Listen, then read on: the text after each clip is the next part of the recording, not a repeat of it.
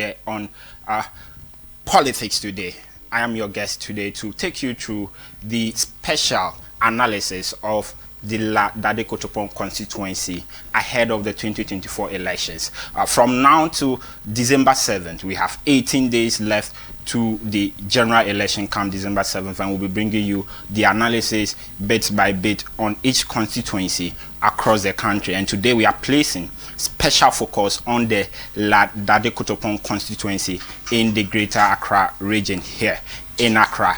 This constituency is very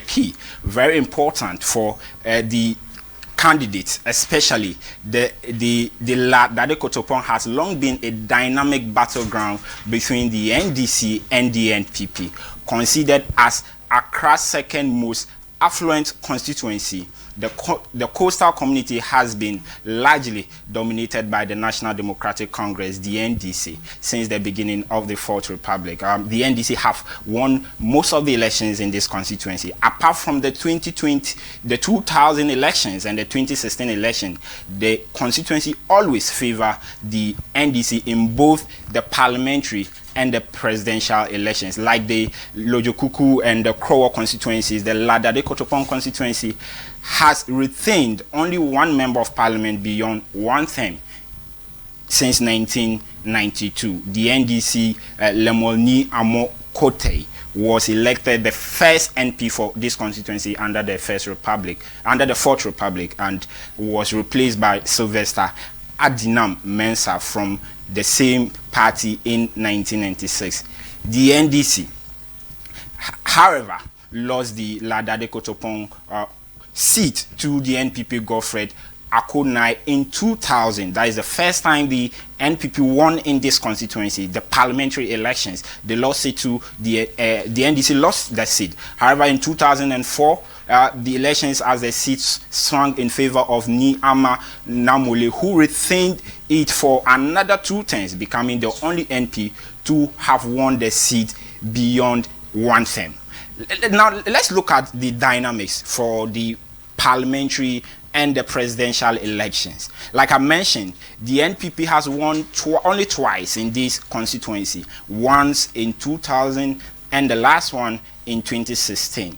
If you look at the pattern of vote, as you see there with the line graphs, the NDC is in the green color, NPP in the original blue color. From 1996 up onto 2020, the last election, you will see that the NPP has only won twice. In 2000, where they had about 53.4% of the vote, and in 2016, where they have about 50% of the vote as well.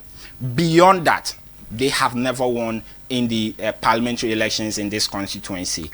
For the presidential as well, since 1996, NPP has won twice in this, has won once, I beg your pardon, in this constituency. So even in 2016, where the NPP won the parliamentary elections for in the Dade Kotopon constituency, they couldn't win the presidential election. So there was a skirt and blouse voting there in 2016. So in 2016, the NDC had 53.6% of the vote, whilst the NPP garnered some 46.5% of the vote. Beyond that, you realize that the pattern from 1996, 2000, where the NPP won the only presidential election with 50.3%, up until 2020, the NDC or the NPP has not won in this constituency. And let's look at the time the NPP won the elections, the general elections. NPP won the general elections in Ghana in 2000, 2004 as well. They won it, came back in 2016 and 2020. And in each of these 4 elections in the Dade Kotopon constituency, the NPP has managed to gather at least 44% of the vote in the Dade Kotopon constituency. At least in every time the NPP won the elections in this constituency, they've garnered at least 44% of the vote. So it means that if the NPP will win the general elections in this 2024 election, they should have at least 44% of the vote in this constituency. Anything beyond that could mean a loss for the ruling NPP. Now you look at the time the NDC has also won the elections in this constituency, presidential elections. They've won it in 1956, lost it in 2000, came back in 2004, won it 2008, 2012, 2016, and even in 2020 elections. But let's look at the time the party won the general elections as well. We know that the NDC won the 1996 general elections, the presidential elections, and they won the 2008 elections as well, won the 2012 elections as well. So in these three terms within the Dade Kotopon constituency of the Greater Accra, for the NDC to win the general elections, the party should have at least 56% in this constituency. So realize at the time they didn't have 56%, at least 56% in this constituency, they went ahead to lose the general elections. And that is what it means for the party, because this is their stronghold. It is not just about winning, but it's also about winning with a bigger margin. If the NDC is not able to win with a bigger margin, then they can't, in this constituency, it might not translate into a win for them in the general elections. Now let's give you a breakdown of the contest from 2012 to 2020 elections, especially the parliamentary elections in this constituency. Now in 2012, Ni Amasa Namole won the parliamentary elections with some 56.91%, amassing some 50,016 votes, as against Oscar Ni Odoi Glover, who had 34,533 votes. Now, Ni Amasa Namole was under the ticket of the NDC, so he won the elections for the NDC in 2012 for the NDC, amassing some. So look at the votes as well. He amassed 50,000 plus votes in this constituency. Let's look at the 2016 elections as well and see the NPP won this election. Let's see the vote margin. Now, Niamasa Namole lost this election. Coming back from his win in 2012, he lost this election to Vincent Soa Odote. Now, Vincent won this election with only 40,000 votes. Remember, in 2012, Amasa Namole won with 50,000 plus votes. In the 2016 election, the NPP candidate won with 40,000 votes, but it was enough for him because he had 50.58% of the vote, as against the incumbent NP then, who lost the election with some 48.54%. So the vote margin here was quite close, with some about just 2,000 margin of votes here. Now let's look at the 2020 election, because this is key. The parliamentary candidate in the 2016 election for the NDC, who won the elections, is still contesting in this election as well. So it is a very key election for the NDC, because they must, if they want to win, they have to get a certain number of votes. Now in 2020 elections, Rita Na Odole Sowa, who is the incumbent NP for the area, garnered over 47,000 votes. Actually amassing 47,606 votes, some 53.14%, as against Joseph Gerald Tete, who had 41,000 plus votes, 41,101% votes, some 45.88%. So you look at the margins here as well. Rita Na Odole had 47% of the votes. 47,606 of the vote, as against 41,101% or 101 votes in the 2020 elections. Now, so one thing you have, if you have noticed, is that in this constituency, to be able to win the elections as a parliamentary candidate from 2012, you need at least over 40,000 votes to win the elections. It is that is the cap, or that is the bargain number that every candidate must be looking forward to. You need at least 40,000 to win the election. At least you should have 40,000 and hope that you get more. Now, the only person in 2012 had 50,000. Amasa Namuli had over 50,000%, over 50,000 of the vote in this constituency, and he had a very big win in that election. But beyond that, you see that the other candidates that have won the elections have won it with somewhere over 40,000. Now, in this election, in the 2024 elections, Rita Na Odole Sowa is still contesting for the NDC. However, the NPP have changed their candidate. Now they have a new candidate who is very vibrant. The candidate was before his election to become the candidate for the New Patriotic Party in this election, used to work as the driver for the president, or he used to work at the presidency, Jubilee House. Now he is contesting Rita Na Odole Sowa. Then again, the NPP candidate who lost the 2016 elections has come back to contest as an independent candidate. So you will have two persons who are from the NPP side.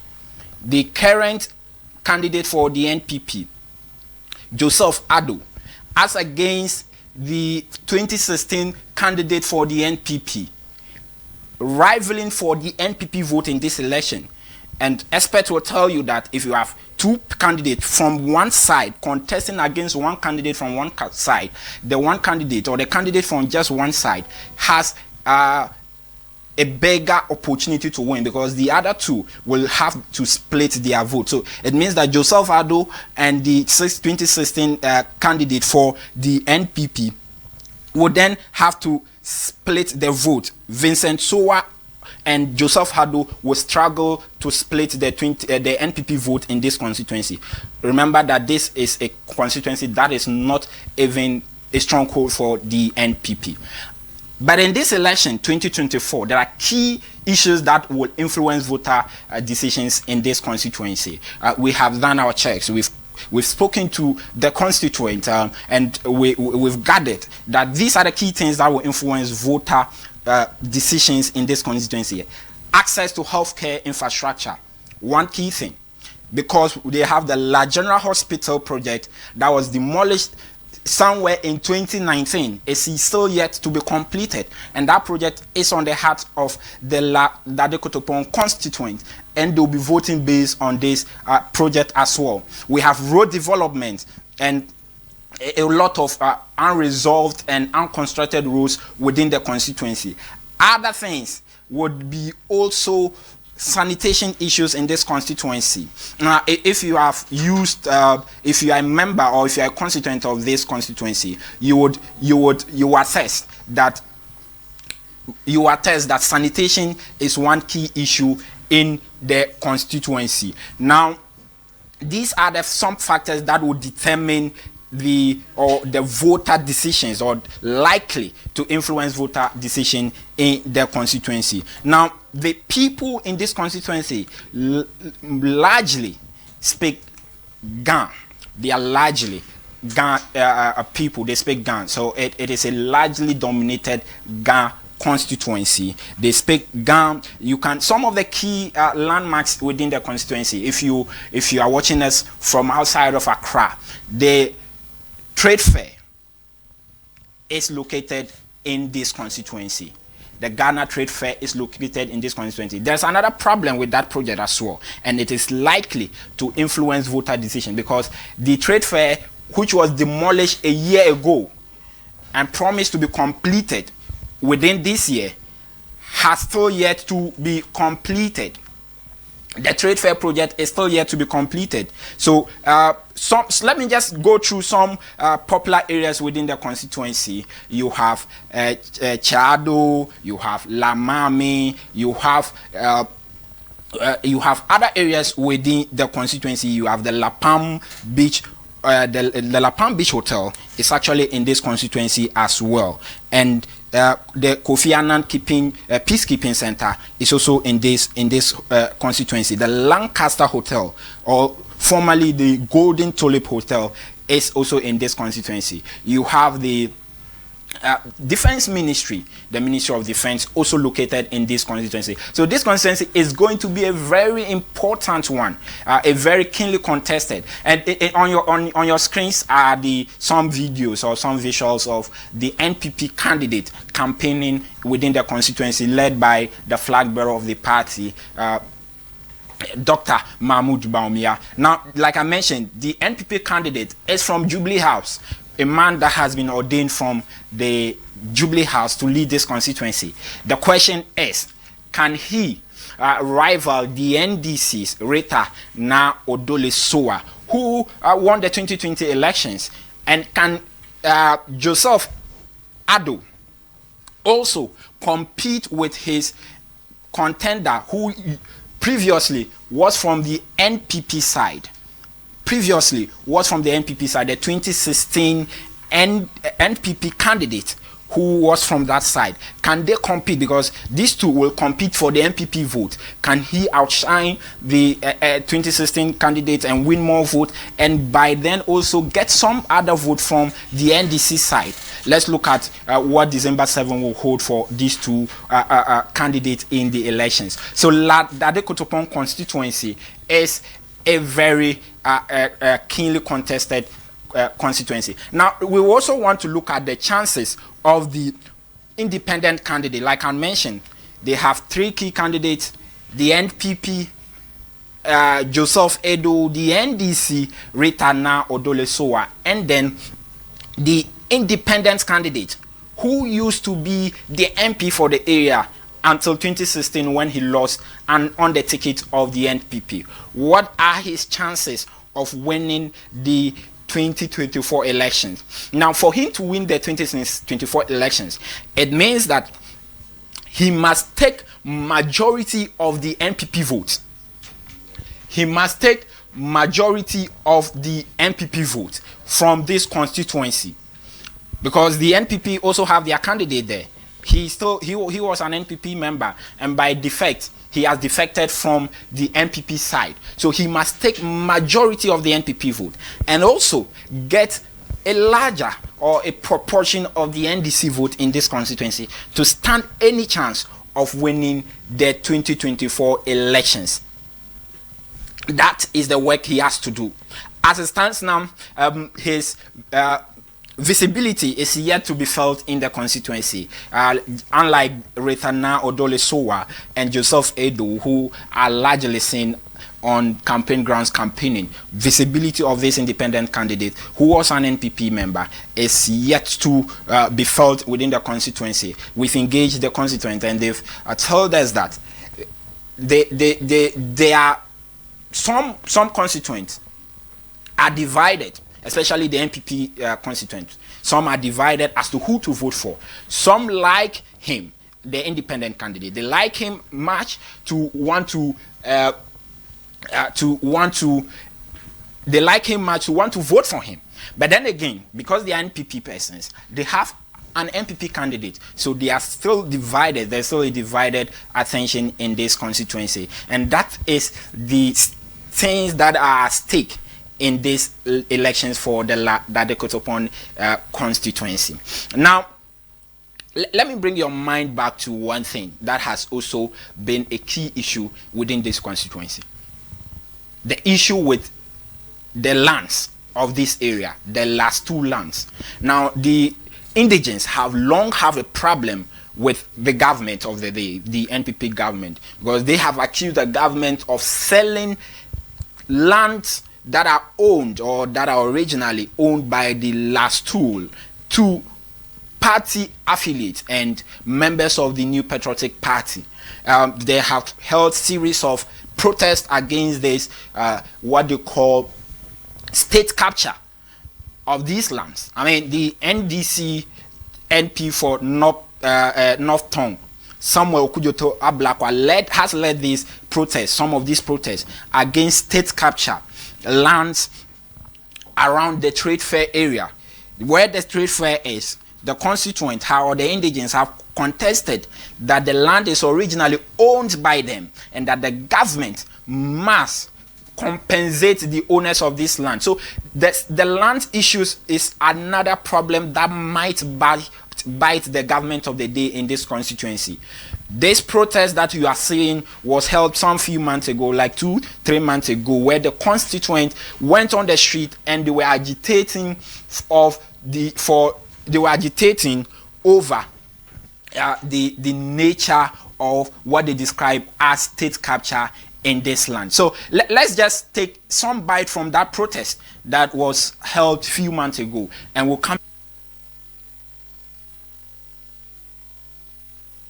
them to back up those lands and have discussions with the traditional authorities. Now, after 1 month from now, if government fails to heed our request, now we are going to occupy a land like the DVLA land, and we are going to be there until all projects are halted, and then the traditional authorities are called upon for some discussion. After a long demonstration, a peaceful one at that, the coalition of La Youth Association have presented their petition to the presidency, tailoring a number of demands, including the president to call to order the defense minister and chief of defense staff of the Ghana Armed Forces for some lands they believe the two have led to their encroachment. We wish to bring to your attention that upon all the recommendations made by the committee, as well as your instructions for the release of the said land, Honorable Dominic Nitiwo, the defense minister, and the Brigadier General Thomas Opompepra, the Chief of Defense Staff, have resolved to ensure that the people of La do not have access to the said land. We are therefore, by this petition, pleading with you to call both the Defense Minister and the Chief of Defense Staff to order and withdraw all their men from the portion of the land which the chiefs and people of La are the rightful owners. Should they continue to disobey your orders, Your Excellency, we plead that you relieve them of their posts to serve as a deterrent to other office holders who may try to disobey orders from your good office. The Deputy Chief of Staff at the Presidency in charge of operations, who received the petition, assured the coalition that he will pass on their demands to the President. I would implore you that you bear with us as we channel this thing through the process and see what can be done about the places you've mentioned, trade fair, and you mentioned 1967 and the entire expanse of land from there to what is now the Beach Hotel. I think that there will be some level of cooperation, and in due course you would hear from the presidency. I'll take this straight to him, and what needs to be done, I am sure, will be addressed. The coalition of La Youth Association have indicated that if their demands are not met in due time, they will embark on a series of demonstrations to press home their demands. Reporting for ABC News Ghana, Samuel Nyumabo.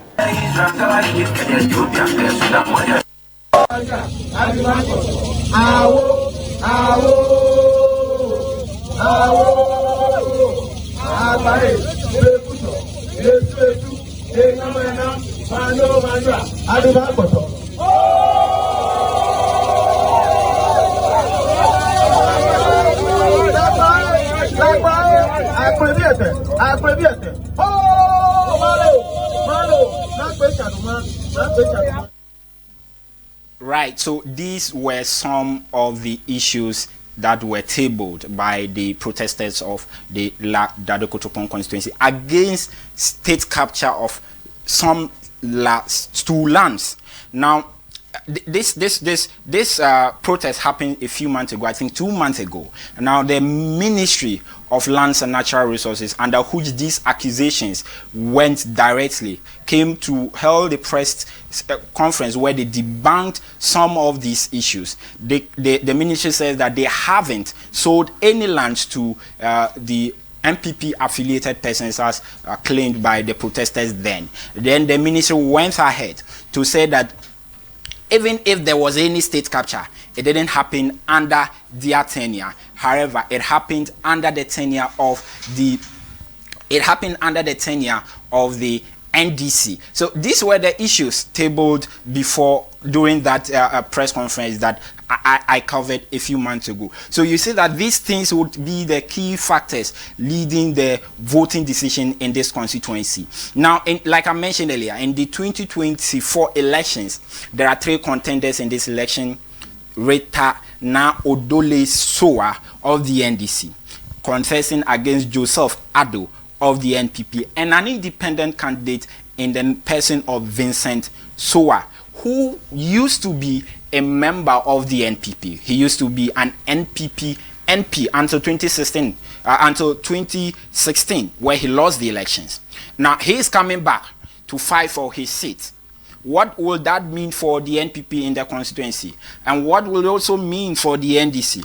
Because he has a link in terms of family ties with the current NP for the constituency, which is the NDC NP. So if you are looking at the family side as well, he might get some vote from the NDC, perhaps get some vote from the NPP, and win the election. So you realize that the independent candidate in this election is going to be a key determiner in these elections. He can determine where the vote will go, or where the winner will come from. He can determine whether the NPP will win the elections. If the NPP will win the election, it means that he will get a lot of the vote from the NDC side using his family ties.